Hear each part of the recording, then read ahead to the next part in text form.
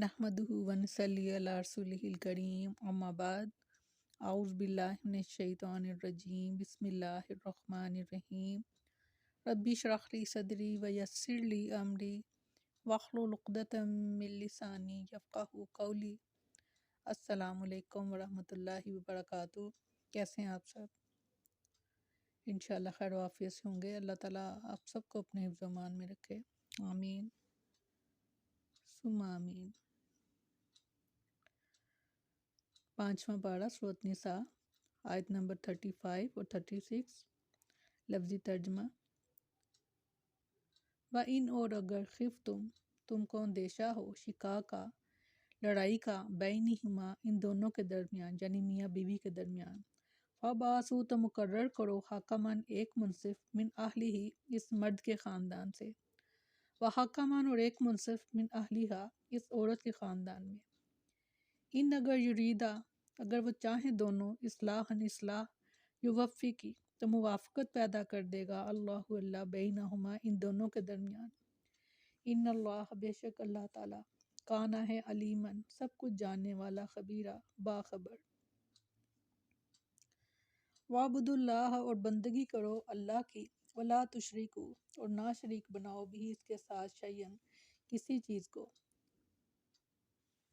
وَبِالْوَالِدَيْنِ اور ماں باپ کے ساتھ احسان کرو، وَبِذِي الْقُرْبَى اور رشتہ داروں کے ساتھ، وَالْيَتَامَى اور یتیموں کے، وَالْمَسَاكِينِ اور محتاجوں کے، وَالْجَارِ ذِي الْقُرْبَى اور ہمسائے قربت والے یعنی قرابت دار، وَالْجَارِ اور ہمسائے جنوبی اجنبی، وَالصَّاحِبِ بِالْجَنبِ اور ساتھی پہلو کے، وَابْنِ السَّبِيلِ اور مسافر، وما اور جو ملکت قبضے میں ہوں ایمانکم تمہارے دائیں ہاتھ کے، ان اللہ بے شک اللہ تعالیٰ لا یحب نہیں دوست رکھتا من اس کو جو کانا ہو مختالاً تکبر کرنے والا، فخورا شیخی کرنے والا۔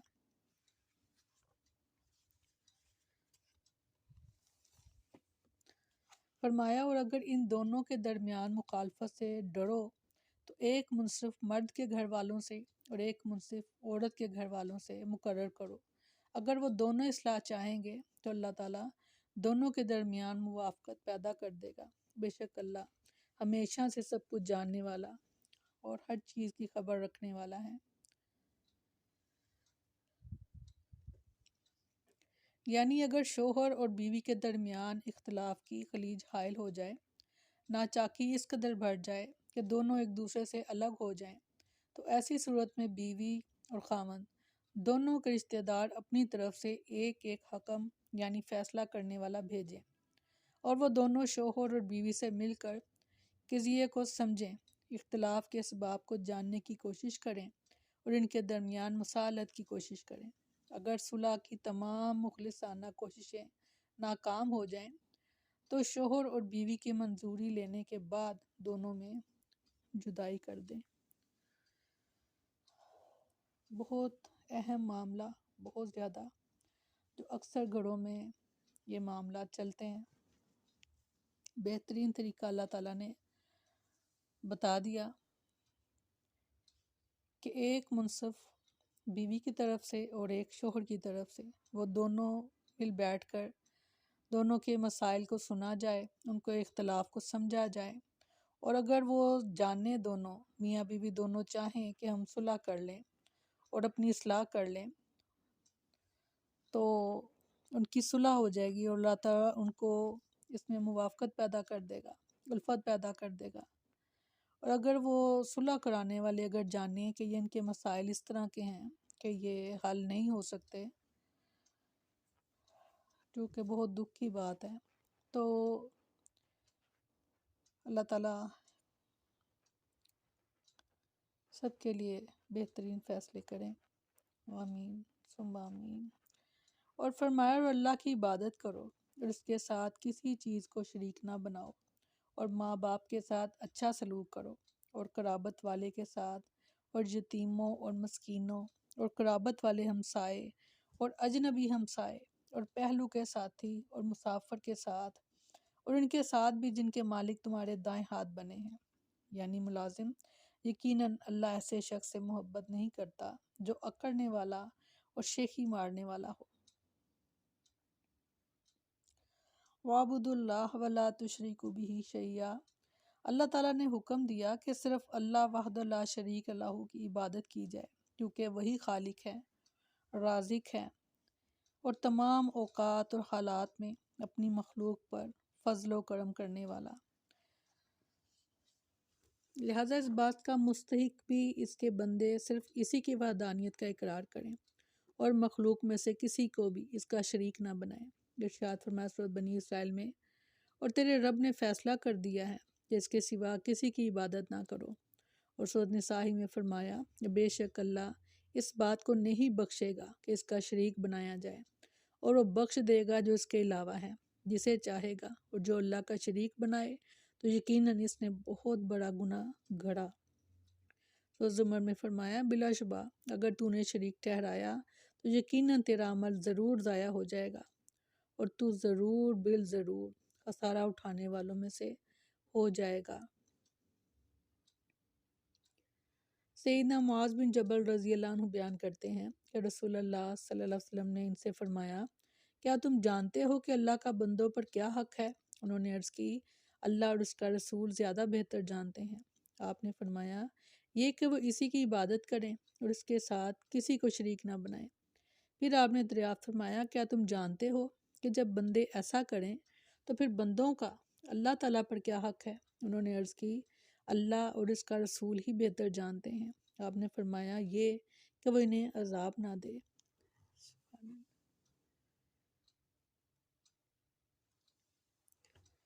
وَبِالْوَالِدَيْنِ احسانا، والدین سے حسن سلوک کا ایک بڑا سبب یہ ہے کہ وہ اپنی اولاد کے لیے دنیا میں آنے کا ذریعہ بنتے ہیں، اور اللہ تعالیٰ نے بہت سے مقامات پر جہاں اپنی عبادت کا حکم فرمایا وہاں ساتھ ہی والدین سے حسن سلوک کا بھی حکم دیا، جیسا کہ ارشاد فرمایا سورۃ انعام میں، کہہ دیجئے کہ آؤ میں پڑھوں جو تمہارے رب نے تم پر حرام کیا ہے۔ اس نے تاکیدی حکم دیا ہے کہ اس کے ساتھ کسی چیز کو شریک نہ ٹھہراؤ، اور ماں باپ کے ساتھ خوب احسان کرو۔ اور فرمایا سورۃ لقمان میں، اور ہم نے انسان کو اس کے ماں باپ کے بارے میں تاکید کی ہے کہ اس کی ماں نے کمزوری پر کمزوری کی حالت میں سے اٹھائے رکھا اور اس کا دودھ چرانا 2 سال میں ہے۔ میرا شکر کر اور اپنے ماں باپ کا، میری ہی طرف تم کو لوٹ کر آنا ہے۔ وَبِذِی الْقُرْبَىٰ، سورۃ بنی اسرائیل میں فرمایا، اور رشتہ دار کو اس کا حق دے، اور فرمایا سورۃ نساء میں، اور جب تقسیم کے وقت قرابت والے اور یتیم اور مسکین حاضر ہوں تو انہیں اس میں سے کچھ دو اور ان سے اچھی بات کہو۔ سیدنا سلمان بن عامر رضی اللہ عنہ بیان کرتے ہیں کہ رسول اللہ صلی اللہ علیہ وسلم نے فرمایا، مسکین پر صدقہ صرف صدقہ ہے، جبکہ رشتہ دار پر صدقہ صدقہ بھی ہے اور صلہ رحمی بھی، یعنی ڈبل ثواب صدقے کا، کہ اگر صدقہ لینے والا اس کا اپنا قریبی رشتہ دار ہو تو۔ والیتامیٰ، اور ارشاد فرمایا سورۃ نساء میں، اور یتیموں کو ان کے مال دے دو اور بری چیز کو اچھی چیز کے عوض بدل کر نہ لو، اور نہ ان کے اموال اپنے مالوں سے ملا کر کھاؤ، یقیناً یہ ہمیشہ سے بہت بڑا گناہ ہے۔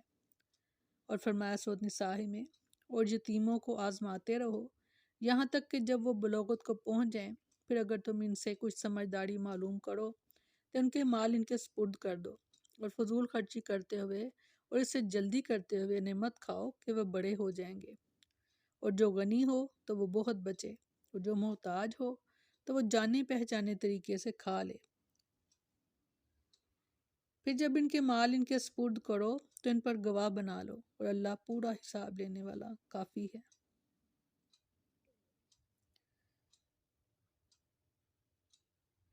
سیدنا ابو ہریرہ رضی اللہ عنہ بیان کرتے ہیں کہ رسول اللہ صلی اللہ علیہ وسلم نے فرمایا، میں اور یتیم کی کفالت کرنے والا جنت میں اس طرح ہوں گے۔ آپ صلی اللہ علیہ وسلم نے اپنی دونوں انگلیوں کو، یعنی انگشت شہادت اور درمیان کی انگلی کو ملا کر بتایا۔ سبحان اللہ۔ سورۃ بقرہ میں فرمایا، اور کہہ دیجئے تم خیر میں سے جو بھی خرچ کرو سو وہ ماں باپ اور زیادہ قرابت والوں اور یتیموں اور مسکینوں اور مسافر کے لیے ہیں، اور فرمایا سورۃ بنی اسرائیل میں، اور رشتہ دار کو اس کا حق دے اور مسکین اور مسافر کو۔ سیدنا ابو سعید خدری رضی اللہ عنہ بیان کرتے ہیں کہ رسول اللہ صلی اللہ علیہ وسلم نے فرمایا، یہ مال بڑا ہی سرسبز اور شیریں ہے۔ تو اس مسل کا مال کتنا اچھا ہے جس میں سے وہ مسکین، یتیم اور مسافر کو عطا کرتا ہے۔ سیدنا ابو ہریرہ رضی اللہ عنہ بیان کرتے ہیں کہ رسول اللہ صلی اللہ علیہ وسلم نے فرمایا کہ مسکین وہ نہیں کہ جو لوگوں کے ہاں چکر کاٹتا رہتا ہے اور ایک یا دو لقمے اور ایک کھجور یا دو کھجوریں لے کر واپس چلا جاتا ہے، بلکہ مسکین تو وہ ہے جو اتنا مال نہیں پاتا جو اسے مستغنی کر دے، اور نہ اس کو اس کا حال معلوم ہوتا ہے کہ کوئی اسے صدقہ دے، اور نہ وہ کھڑے ہو کر لوگوں سے سوال کرتا ہے۔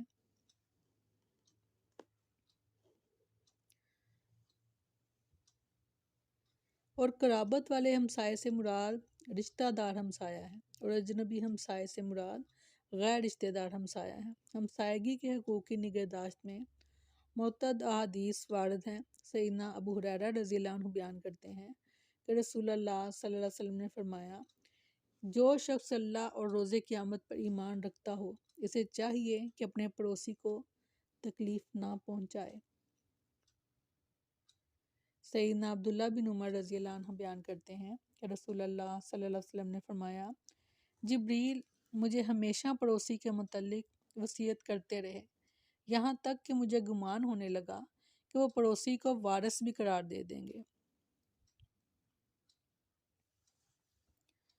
سیدنا ابو شریح رضی اللہ عنہ بیان کرتے ہیں کہ رسول اللہ صلی اللہ علیہ وسلم نے فرمایا، اللہ کی قسم وہ شخص مومن نہیں ہو سکتا، اللہ کی قسم وہ شخص مومن نہیں ہو سکتا، اللہ کی قسم وہ شخص مومن نہیں ہو سکتا۔ صحابہ نے عرض کی، اے اللہ کے رسول، کون شخص؟ فرمایا، وہ شخص جس کی اذا رسانی سے اس کا پڑوسی محفوظ نہ ہو۔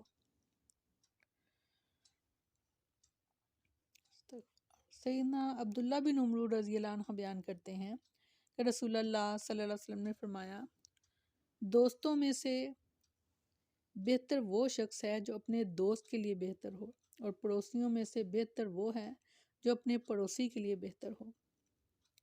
سیدنا ابو ذر رضی اللہ عنہ بیان کرتے ہیں کہ رسول اللہ صلی اللہ علیہ وسلم نے فرمایا، اے ابو ذر، جب تم سالن پکاؤ تو اس میں شوربہ زیادہ کر لیا کرو، اور یوں اپنے پڑوسیوں کا بھی خیال رکھا کرو۔ سبحان اللہ، سبحان اللہ۔ سیدنا عبداللہ بن مسعود رضی اللہ عنہ بیان کرتے ہیں، میں نے عرض کی، اے اللہ کے رسول، کون سا گناہ سب سے بڑا ہے؟ آپ نے فرمایا، یہ کہ تو کسی کو اللہ کا شریک ٹھہرائے، حالانکہ اس نے تجھے پیدا کیا ہے۔ میں نے عرض کی، پھر کون سا؟ فرمایا، تو اپنے بچے کو اس خدشے سے قتل کر دے کہ وہ تمہارے ساتھ کھائے گا۔ میں نے عرض کی، پھر کون سا؟ فرمایا، یہ کہ تم اپنے پڑوسی کی بیوی کے ساتھ بدکاری کرو۔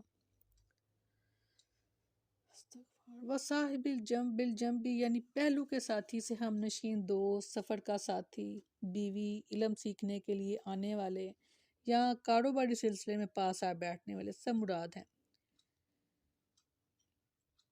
وابن السبیل ارشاد فرمایا سورۃ بنی اسرائیل میں، اور رشتہ دار کو اس کا حق دے اور مسکین اور مسافر کو۔ سورۃ انفال میں فرمایا، جان لو بے شک تم جو کچھ بھی غنیمت حاصل کرو تو بے شک اس کا 5واں حصہ اللہ کے لیے اور رسول کے لیے اور قرابت دار اور یتیموں اور مسکینوں اور مسافر کے لیے ہے۔ سورۃ توبہ میں فرمایا، صدقات تو صرف فقیروں اور مسکینوں کے لیے اور ان پر مقرر عاملوں کے لیے ہیں، اور جن کے دلوں میں الفت ڈالنی مقصود ہو، اور گردنیں چھڑانے میں اور تاوان بھرنے والوں میں اور اللہ کے راستے میں اور مسافر میں خرچ کرنے کے لیے ہیں۔ یہ اللہ کی طرف سے ایک فریضہ ہے، اور اللہ سب جاننے والا، کمال حکمت والا ہے۔ سیدنا ابو سعید خدری رضی اللہ عنہ بیان کرتے ہیں کہ رسول اللہ صلی اللہ علیہ وسلم نے فرمایا، جس شخص کے پاس فاضل سواری ہو، اسے چاہیے کہ وہ فاضل سواری اسے دے دے جو سواری سے محروم ہے، اور جس کے پاس کھانا ہو، اسے چاہیے کہ فاضل کھانا یعنی یہ زائد کھانا اسے دے دے جسے کھانا میسر نہیں۔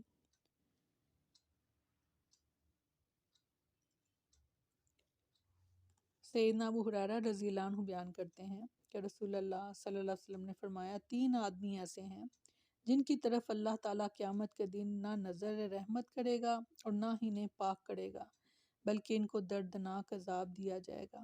ان میں سے ایک وہ شخص ہے کہ جس کے پاس راستے میں فاضل پانی ہو، یعنی زائد پانی ہو، پھر بھی وہ مسافر کو پانی نہ دے۔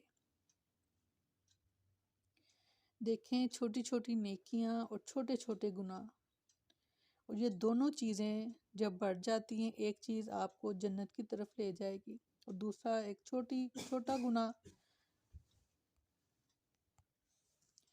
چھوٹا گناہ بڑا ہو کر تو اللہ نہ کرے کہ جہنم کی طرف لے جائے۔ یہ چھوٹی چھوٹی چیزیں ہیں، بہت اہم احادیث ہیں، ان کو بار بار سنیں اور ساتھ ساتھ موازنہ کرتے چلے جائیں اپنا اور اپنے ارد گرد کا، اور اس میں دیکھیں کہ آپ کون سی نیکی اختیار کر سکتے ہیں اور کون سے گناہوں کو آپ اپنے سے دور کر سکتے ہیں۔ سیدنا ابو ہریرہ رضی اللہ عنہ بیان کرتے ہیں کہ ایک شخص رسول اللہ صلی اللہ علیہ وسلم کے پاس آیا۔ وہ سفر کا ارادہ رکھتا تھا۔ اس نے عرض کی، اے اللہ کے رسول، مجھے کوئی وصیت کیجیے۔ آپ نے فرمایا، میں تمہیں اللہ سے ڈرنے اور ہر بلند مقام پر چڑھتے ہوئے تکبیر کہنے کی وصیت کرتا ہوں۔ اللہ اکبر، اللہ اکبر۔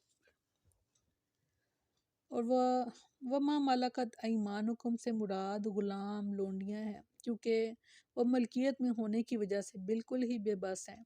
سیدنا علی رضی اللہ عنہ بیان کرتے ہیں کہ رسول اللہ صلی اللہ علیہ وسلم نے مرض الموت میں اپنی امت کو وصیت کرتے ہوئے فرمایا، نماز نماز اور اپنے غلاموں کے بارے میں اللہ سے ڈرتے رہنا۔ سیدنا ابو ذر رضی اللہ عنہ بیان کرتے ہیں، میرے اور ایک شخص کے درمیان جو غلام تھا کچھ سخت کلامی ہوئی۔ اس کی ماں عجمی تھی۔ میں نے اسے برا بلا کہا اور اس کو اس کی ماں کی بنیاد پر آڑ دلائی کہ اس نے نبی صلی اللہ علیہ وسلم سے اس واقعے کا تذکرہ کیا۔ آپ نے مجھ سے دریافت فرمایا، کیا تم نے اسے برا بلا کہا ہے؟ میں نے عرض کی، ہاں۔ آپ نے فرمایا، کیا تم نے اس کو اس کی ماں کی بنیاد پر آڑ دلائی ہے؟ میں نے کہا، ہاں۔ آپ نے فرمایا، تم ایسے آدمی ہو کہ تم میں ابھی تک جاہلیت موجود ہے۔ میں نے کہا، اتنی عمر ہو جانے کے بعد کیا اب بھی مجھ میں جاہلیت موجود ہے؟ آپ نے فرمایا، ہاں۔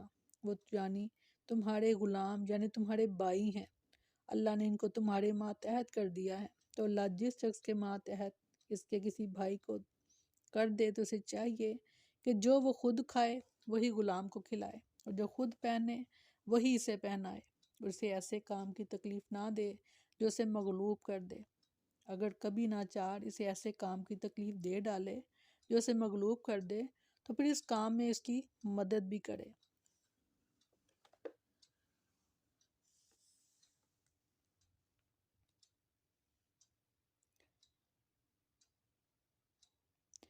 سیدنا ابو ہریرہ رضی اللہ عنہ بیان کرتے ہیں کہ رسول اللہ صلی اللہ علیہ وسلم نے فرمایا، جب تم میں سے کسی کا خادم کھانا لے کر آئے تو اگر وہ اسے اپنے ساتھ نہ بٹھا سکے تو اسے کم از کم 1 یا 2 لقمے ضرور کھلا دے، کیونکہ اس نے کھانا تیار کرتے وقت گرمی برداشت کی ہے۔ سبحان اللہ، سبحان اللہ۔ اگر ہر مسلم اسی طرح مومن بن جائے تو دنیا میں کوئی کسی سے دکھی نہ رہے۔ کتنا خوبصورت دین ہے ہمارا، اور عین فطرت کے مطابق، اور کس قدر خوبصورتی سے ہماری تربیت کی گئی ہے۔ سبحان اللہ۔ اللہم صلی علی محمد وعلی آل محمد کما صلیت علی ابراہیم وعلی آل ابراہیم انک حمید مجید۔